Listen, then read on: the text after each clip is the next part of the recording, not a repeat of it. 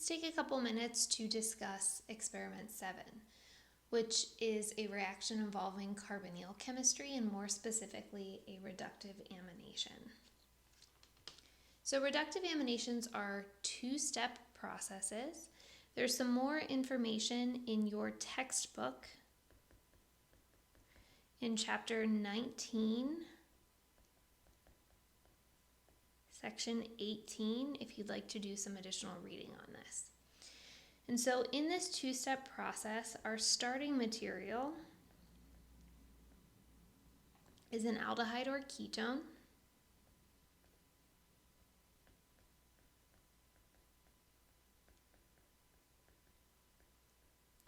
We've got a two-step process, and eventually our product is an amine at the end of that two-step process. The first step of this process is imine formation. And so if you remember, an imine is a nitrogen analog of an aldehyde or ketone. And so I'm going to show you an example here where we have a ketone starting material. So here we've got a nice ketone, but again, aldehydes work as well for this process. And if we react that ketone with an amine, that amine I've shown is primary, but can also be secondary.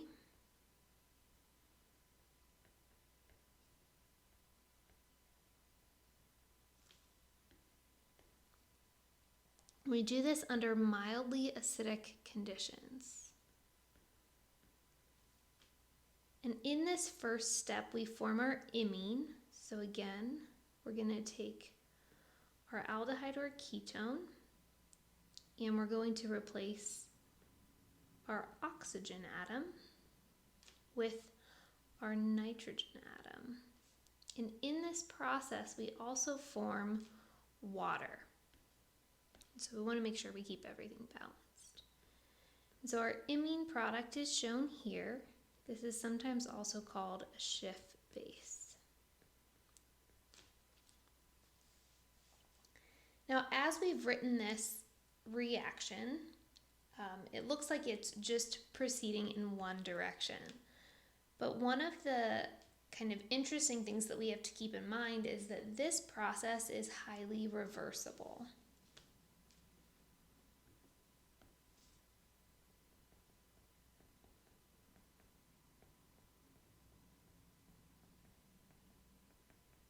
And usually, we don't isolate the imine.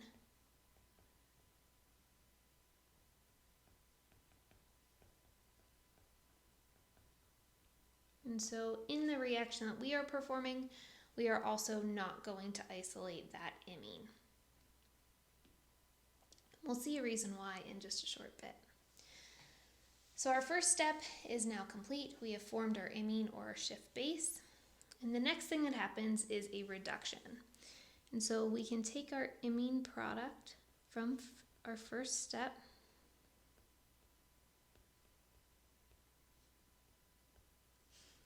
and we react this under reducing conditions.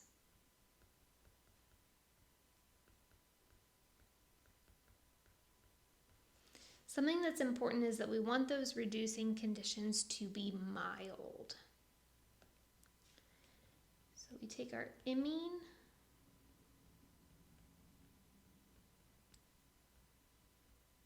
and after we reduce it, we are going to form an amine.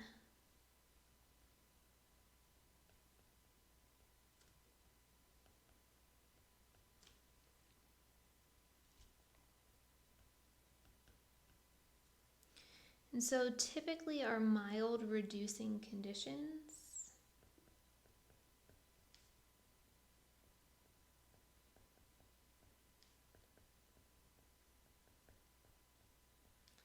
might include hydrogen and palladium on carbon, or something like sodium borohydride. Those will be common for this type of process. So here is our first clicker question. And so take note, give it some thought, take note of what your answer is to submit onto Canvas.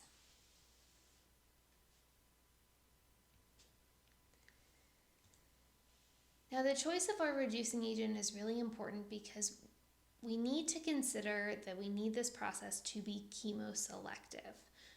Because that imine formation is reversible, we will have both our aldehyde or ketone starting material and that imine present at the same time. And so both of those species are going to be in solution while our reducing agent is added. So because that is the case, we want to be able to reduce our imine in the presence of our aldehyde or ketone. So we want a chemoselective process.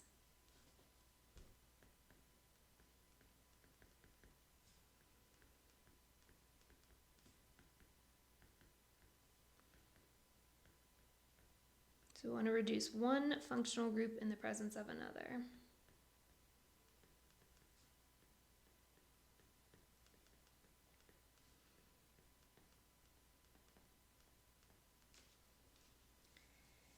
And this is also kind of a neat opportunity for us to think about Le Chatelier's principle.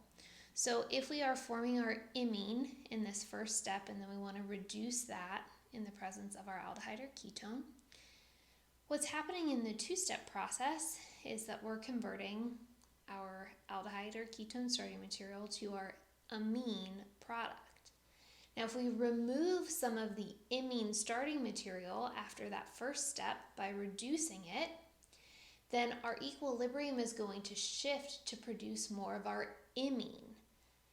That's going to cause our imine to then be converted to our final amine product. So, pulling out our imine intermediate is ultimately going to force our equilibrium to the right.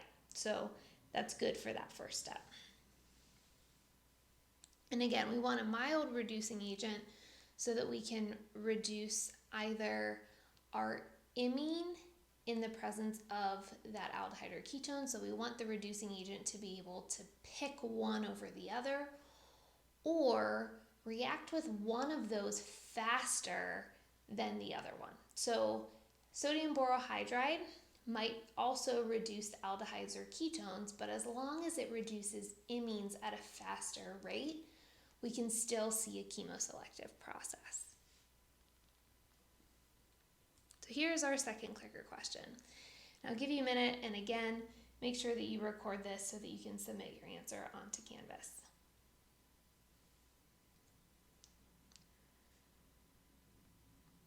So let's take a look at our reaction scheme for this process. So for what's happening in experiment 7. We are taking a molecule that's called methyl pyruvate. The structure for that is right here.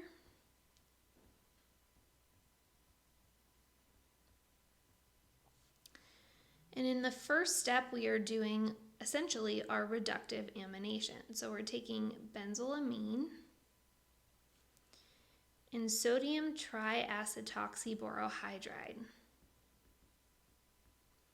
Sodium triacetoxyborohydride is a very, very mild or weak reducing agent. That's what's going to allow us to have our chemoselectivity here. And so at the end of this, what we are going to end up with is our amine. So this first step here is our reductive amination.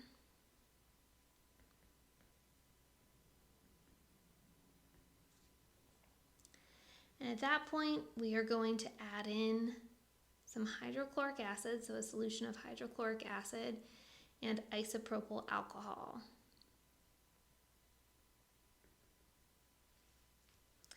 And the solvent that that's going to be in is diethyl ether. So we're actually going to switch our solvent. from dichloromethane to diethyl ether.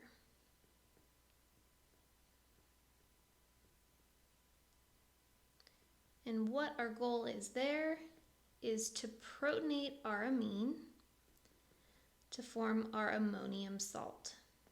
So ammonium salts are usually much easier to work with than their amine counterparts. And so we want to form the ammonium salt because it's easier to isolate and easier to work with.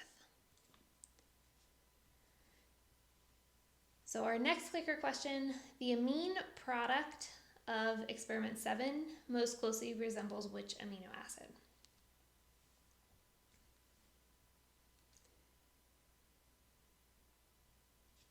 Now let's take a look at our mechanism. So we're going to look at the mechanism before we do our addition of hydrochloric acid and isopropanol on this slide. And so first we want to look at our iminium formation, or I'm sorry, our imine formation.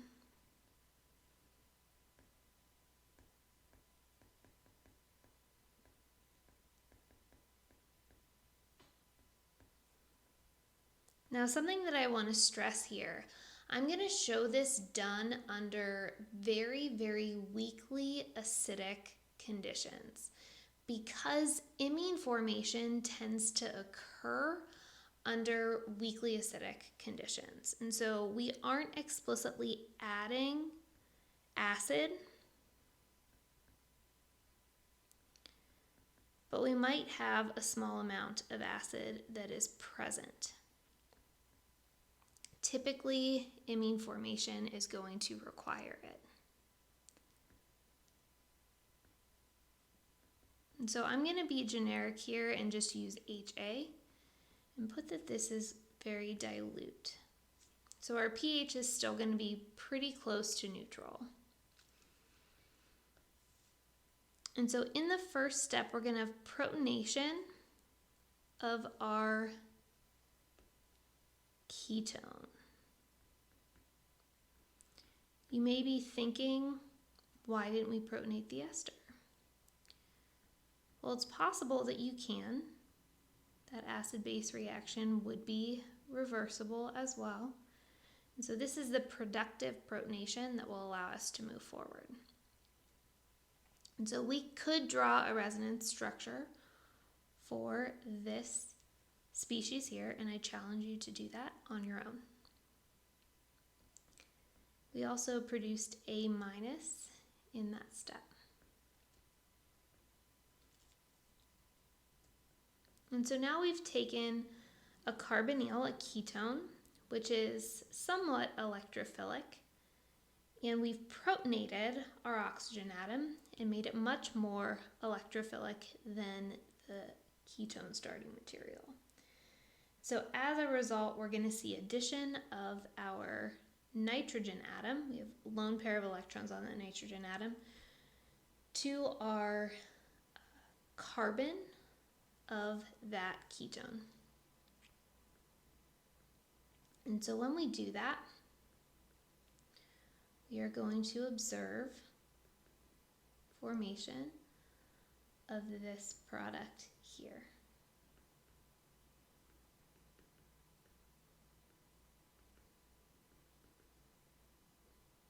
Can't forget our formal charge here.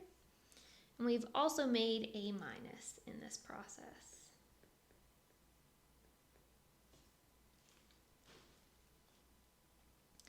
So what takes place next? We see a proton transfer reaction. And we're going to show this as a two-step proton transfer reaction. And so we know that nitrogen with the positive charge wants electrons more than anything else. We can achieve that by deprotonating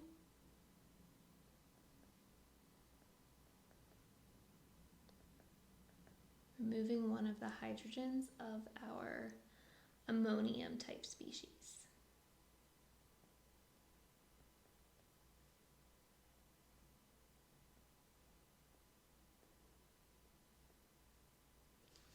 In this process, we also produced HA.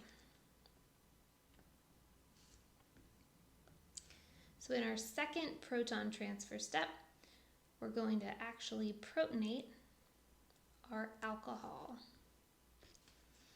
And so what this does, we've seen this sort of pattern before. We're essentially trying to make OH minus a better leaving group.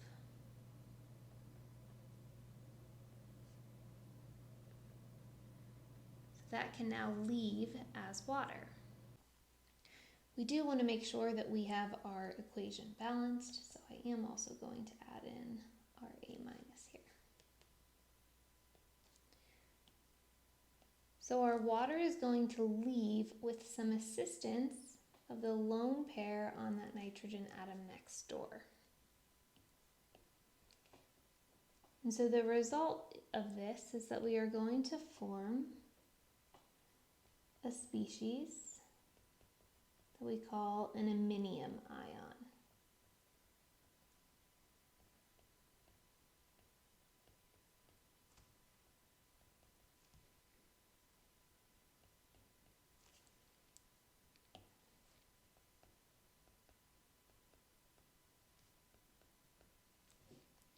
So we've now formed this iminium ion.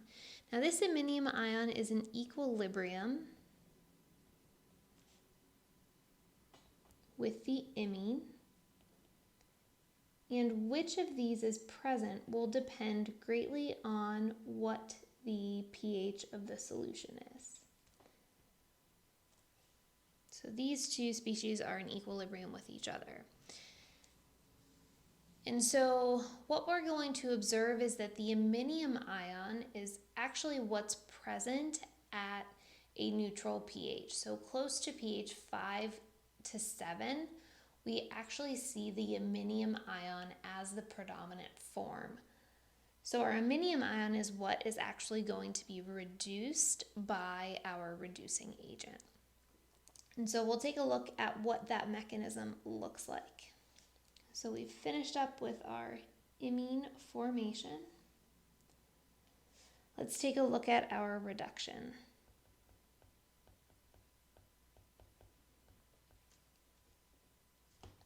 So I'm just going to put a box around the iminium ion because this is our major species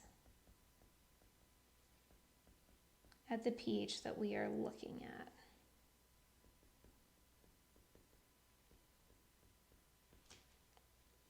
So now we've got our reduction that's taking place.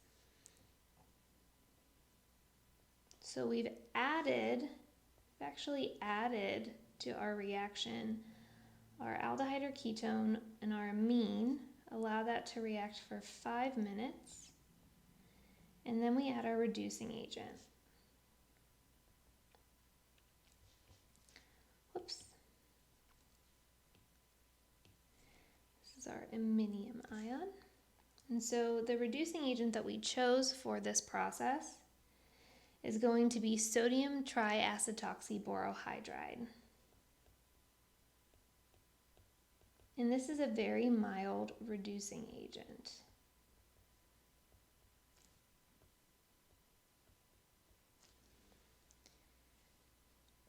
In this process, we can think about it as being essentially irreversible. So I'm going to put the reversible arrow really small for this because we're actually forming a carbon-hydrogen bond, and those are typically pretty hard for us to break. So we take the electrons that are in the boron-hydrogen bond. Again, this is not really an ionic bond, so we want to show our arrow starting in that bond between boron and hydrogen. Our electrophilic carbon, the most electrophilic carbon that we have, is going to be our iminium ion, because remember that N plus wants electrons more than anything else. And so what we end up generating here is our amine product.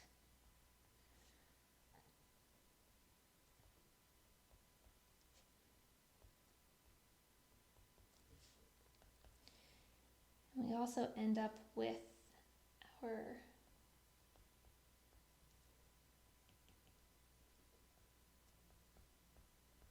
a boron salt. We we've got our sodium ion as well, just to keep things nice and balanced.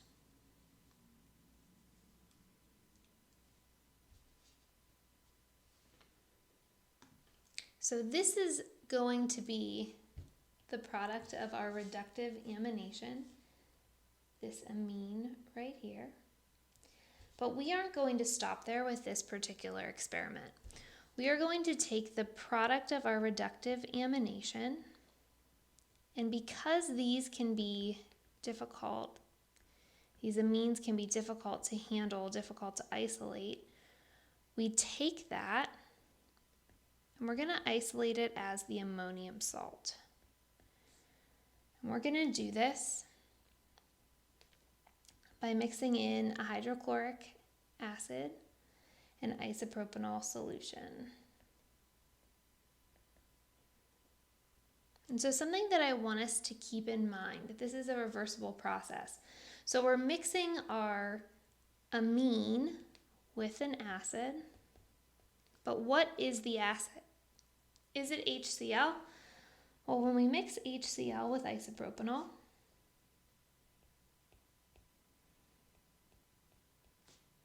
the equilibrium for that process, it's an acid-base reaction, and so we can consider that. We can consider protonation of our alcohol.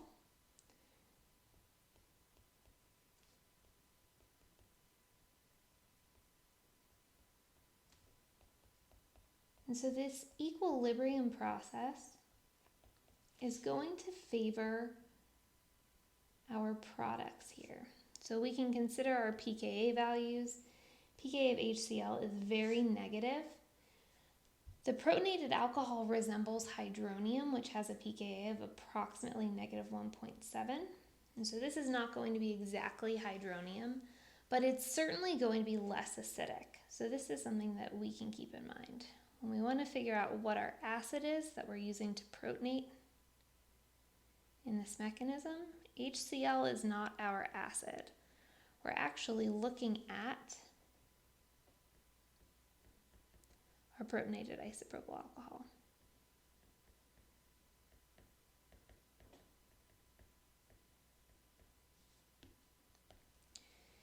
So we've just got an acid-base reaction taking place here to generate what is our final product.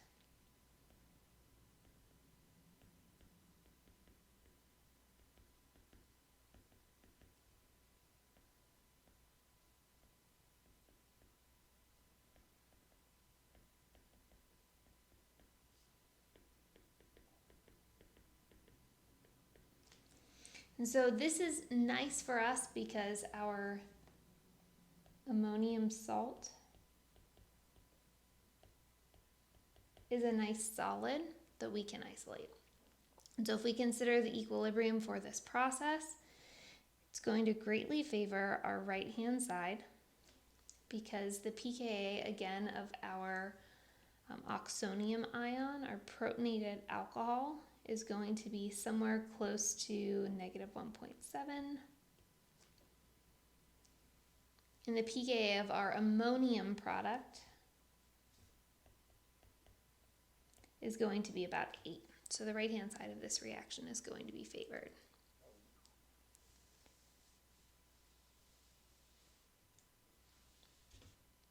So we have a couple notes on the protocol for experiment 7.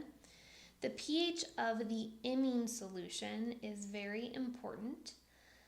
So we want to make sure, again, that the solution that we have where we've got our imine and our aldehyde or ketone present is going to be close to that neutral pH. And so I want you to consider here the equilibrium of our imine and our iminium ion and the pKa of the equilibrium of our ketone, and then what would happen if we protonated that ketone. So if we're under the conditions of pH 5 to 7, what's possible here? So I would definitely recommend looking into the background information of your protocol.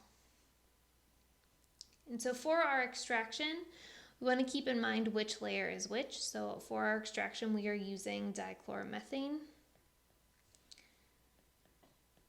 as our solvent.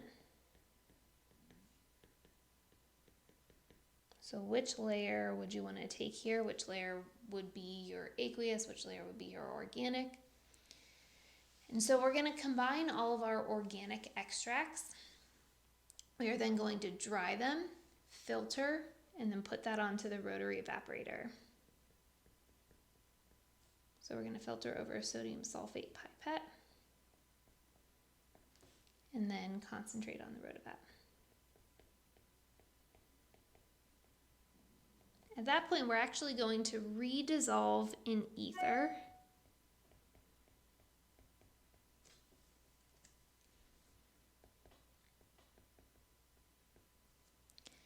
And then we're going to add our hydrochloric acid and isopropanol mixture to precipitate our ammonium salt.